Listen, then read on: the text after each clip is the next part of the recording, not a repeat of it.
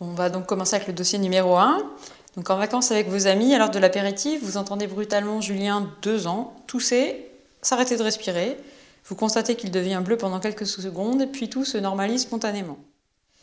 Que soupçonnez-vous et quelle est votre attitude? Donc ça, dans ce dossier-là, immédiatement, la première chose qu'il faut que vous cochiez et que vous souligniez, c'est 2 ans. Parce que c'est donc un dossier de pédiatrie et qu'il y a quand même un certain nombre de choses particulières en pédiatrie, notamment le fait que c'est pas l'enfant qui est responsable de lui-même, c'est ses parents. Et il va bien falloir penser à toutes les étapes possibles du traitement, à demander aux parents les choses. Donc il va falloir que vous pensiez à l'écrire. Écrivez bien qu'il a 2 ans. Première question, donc, que soupçonnez-vous et quelle est votre attitude? Donc là, c'est un typique syndrome de pénétration, hein, avec une inhalation de corps étranger. On va le justifier en disant que c'est la séquence typique avec une toux, un arrêt de la respiration, une cyanose et une normalisation de tous les symptômes avec reprise d'activité normale. On peut aussi justifier le fait que c'est dans un environnement précoce, puisqu'il y a à l'apéritif en principe plein de petits objets qui peuvent disparaître, notamment les cacahuètes.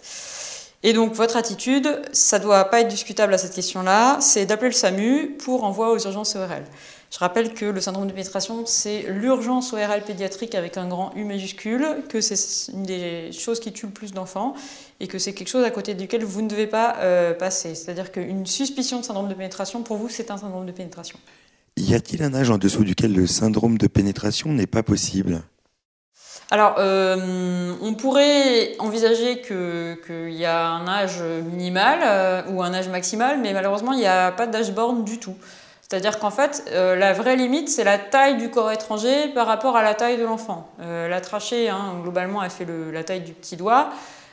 Et donc, effectivement, on ne va pas pouvoir avoir une cacahuète, une cacahuète, on peut toujours avoir, mais une noix dans la trachée d'un petit enfant de 3 mois. Ça, c'est pas possible parce que ça ne va pas passer le larynx, on est d'accord.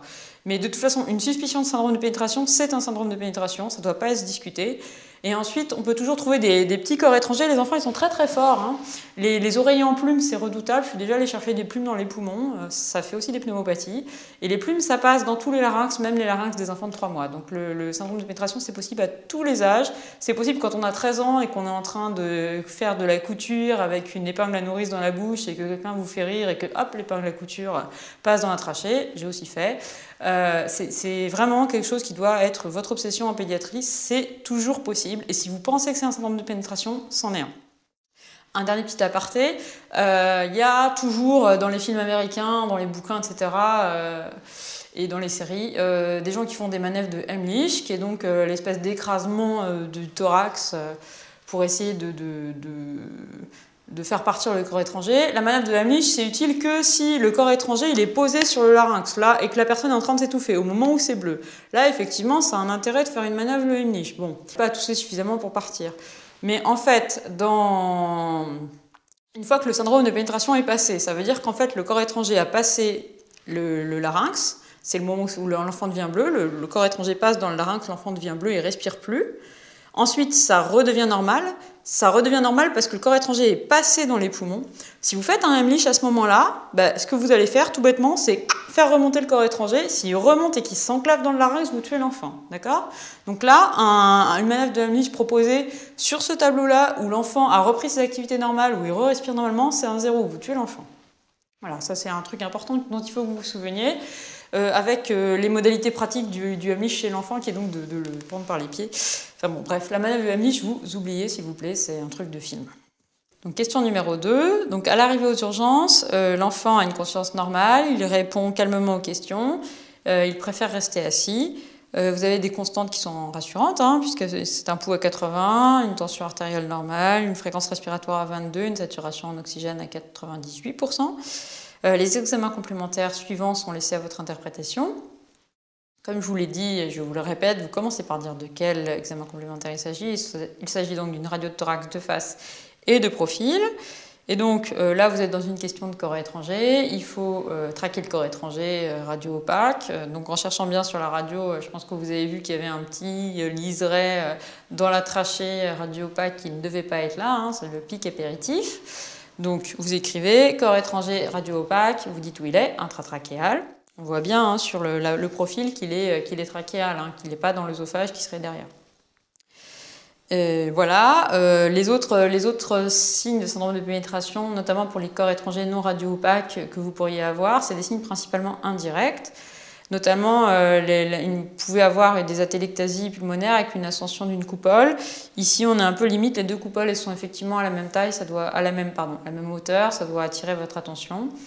Les autres choses possibles, il peut y avoir parfois un bronchogramme aérien s'il y a un trapping, ou une atélectasie s'il y a une mauvaise ventilation d'un lobe pulmonaire, si par exemple le syndrome de pénétration un peu traîné ou des choses comme ça. Donc il faut bien traquer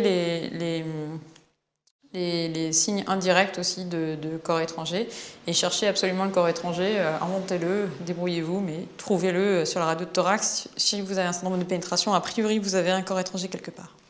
Donc on va passer à la troisième question. Donc on vous demande, à la lumière de ces examens, quel type d'examen complémentaire, quel type d'auscultation pulmonaire est possible.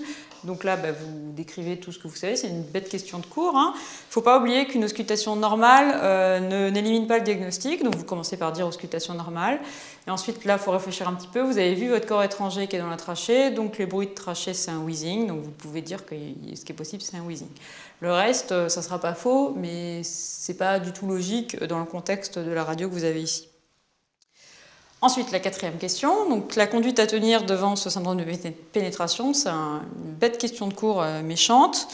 Donc on hospitalise en urgence, ça c'est les deux premiers mots importants à écrire. Ensuite, vous mettez tout de suite demande d'autorisation parentale d'hospitalisation, comme vous avez dit, c'est un dossier de pédiatrie.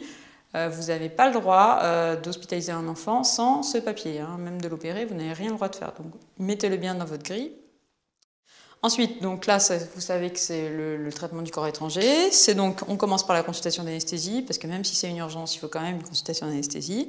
Puis, le principe de traitement, c'est une laryngo-trachéo-bronchoscopie au tube rigide, qui va se faire sous anesthésie générale, avec une extraction du corps étranger, là vous précisez trachéale, et une hospitalisation pour surveillance post-interventionnelle, et une éducation des parents pour prévention de la récidive, notamment là, c'est quand même un syndrome de pénétration sur l'apéritif avec un enfant de 2 ans, c'est quand même un tellement grand classique qu'il faut quand même bien dire aux parents de faire attention à leurs enfants. À quoi sert le laryngoscope souple? Alors, encore une fois, les choses qui font que vous ne comprenez pas bien l'ORL, c'est que vous n'y êtes pas passé, que vous avez un peu de mal à comprendre les différences entre les endoscopies, les nasofibroscopies, les que sais-je. Bon. Alors, les gastro, ils disent endoscopie digestive pour des fibroscopies, en fait, qui se baladent. Une endoscopie digestive, ça va être une utilisation d'un fibroscope souple pour aller, par exemple, jusqu'à l'estomac. En ORL, on sépare bien les fibroscopies et les endoscopies. Les endoscopies, c'est des tubes rigides qui sont donc utilisés, comme je vous ai dit, qu'au bloc opératoire, puisque, encore une fois, personne n'est avaleur de sable. Ça, c'est les endoscopies. Le nasofibroscope souple, c'est un fibroscope, c'est une petite caméra, et ça, c'est un acte de consultation, c'est un acte de clinique, et ça permet également de voir le larynx. La dernière façon de voir le larynx, c'est de regarder au miroir. Alors, il y a plusieurs miroirs dans les livres. Le miroir de Cloire, c'est le miroir de l'ORL qu'il a devant la tête comme ça. Le miroir laryngé, ça ressemble au miroir du dentiste quand il examine vos dents, sauf que ça nous permet à nous de regarder le larynx en faisant ouvrir la bouche des gens, en attrapant leur langue avec une main, et avec l'autre main, on a le miroir dans la main, et on regarde le larynx de façon indirecte par le miroir. Voilà. Donc ça, c'est 3 façons de regarder le larynx. Il y a une façon qui s'appelle laryngoscopie directe, c'est celle qui est au bloc, en endoscopie, rigide, parce qu'en fait, on est derrière le patient et on regarde directement son larynx. Les 2 autres façons de regarder le larynx, le miroir laryngé ou le nasofibroscope souple, c'est des laryngoscopies indirectes. Et ça, c'est des actes de consultation, tandis que le laryngoscope direct, au bloc, c'est un examen complémentaire. Bon, ça, c'est une chose pour bien séparer les choses. Ensuite, ici, dans le cas du syndrome de pénétration, pas de nasofibroscopie, interdit. Parce que si par hasard votre corps étranger est posé sur le larynx et que vous faites avec votre fibroscope, donc sur un patient vigile, que vous touchez un truc, que vous le faites vomir, que je ne sais quoi, vous risquez de faire déplacer le corps étranger, de le faire s'enclaver dans le larynx et de tuer le gamin. Donc ça, c'est interdit. Syndrome de pénétration, c'est toujours trachéobronchoscopie au bloc sous anesthésie générale. Ça ne se discute pas. On ne fait pas de nasofibroscopie pour un syndrome de pénétration, c'est pas du tout recommandé, c'est même dangereux la plupart du temps. On va passer à l'autre question, qui est donc la question 5. au décours de l'hospitalisation, l'enfant présente brutalement une douleur dorsale en coup de poignard avec une polypnée. Et on va vous donner des examens complémentaires à commenter. Et on va vous demander votre diagnostic. Donc, ici, vous avez une radio de thorax de face, première chose. Et si vous observez bien, vous allez regarder qu'à droite, il se passe quelque chose. Donc, d'un côté, vous avez une hyperclarté du champ pulmonaire droit, avec une espèce de boule au niveau du hilc, un décollement pulmonaire complet avec une rétraction du poumon. Il y a un petit épanchement pleural réactionnel, bon ça vous vous en moquez. Et donc le diagnostic, c'est un pneumothorax complet droit qui est probablement dans le contexte iatrogène vu l'extraction récente du corps étranger. Donc on va passer à la 6e question. On vous demande quelles sont donc les possibilités thérapeutiques.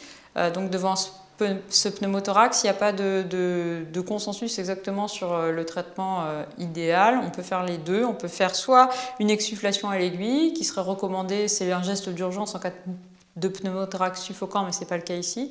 Donc, mais on peut néanmoins proposer ça en première intention.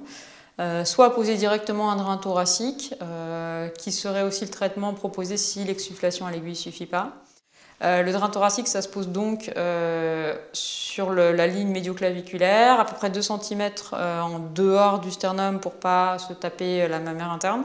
Et ça se pose en principe entre le 3e et le 5e espace intercostal. Donc on continue avec la question 7. Il y a l'externe qui vous appelle en panique pour une histoire qui lui semble semblable, avec un enfant de 18 mois qui est amené par ses parents pour une suspicion d'inhalation. À l'interrogatoire, il y a une notion de disparition d'une pièce. L'enfant a toussé, depuis il pleure. L'auscultation est normale. Il existe une hypersialorée. L'examen complémentaire suivant est laissé à votre interprétation. Donc encore une fois, vous commencez par dire qu'il s'agit d'une radio de thorax de face, puis vous analysez l'examen complémentaire, et donc là vous voyez qu'il y a un corps étranger, radio opaque très visible, au niveau de la bouche œsophagienne à peu près, qui est donc une pièce, d'accord. La question de l'externe, en fait, est-ce que c'est un syndrome de pénétration? Bon, déjà, rien que dans la clinique, il y a une hypersialorée, donc c'est pas le bon tuyau. L'hypersialorée, c'est que le tuyau qui est bouché, c'est le tuyau pour avaler, pas le tuyau pour respirer. Et de toute façon, comme je vous le disais lors de la question numéro 1, quand on m'a interpellé, il y a quand même un problème de calibre qui fait que c'est pas possible de faire un syndrome de pénétration avec une pièce quand on est un petit enfant, parce que la pièce elle passera pas le larynx quoi qu'il arrive. Donc à part qu'elle se pose directement sur le larynx comme ça, ce qui en principe n'arrive pas, on peut pas faire de syndrome de pénétration à la pièce, d'accord. La pièce c'est dans la bouche œsophagienne jusqu'à preuve du contraire. Voilà, c'était juste un peu de bon sens, et puis une radio de thorax assez facile à analyser quand même. Enfin, on termine ce dossier avec la question numéro 8. Quelle va être votre conduite à venir? Donc, vous nous réservez l'autorisation d'opérer, s'il vous plaît. Donc, premièrement, hospitalisation. Deuxièmement, faire signer l'autorisation parentale d'opérer. La consultation d'anesthésie. Et il va falloir extraire le corps étranger, c'est ça qui a été coté. Donc, ça va se faire ici à l'hypopharyngoscope, puisque c'est un corps étranger qui est dans la bouche œsophagienne, mais je ne vous l'ai pas coté ici. Ça se fait sous anesthésie générale et il faudra ensuite faire une surveillance post-interventionnelle en hospitalisation.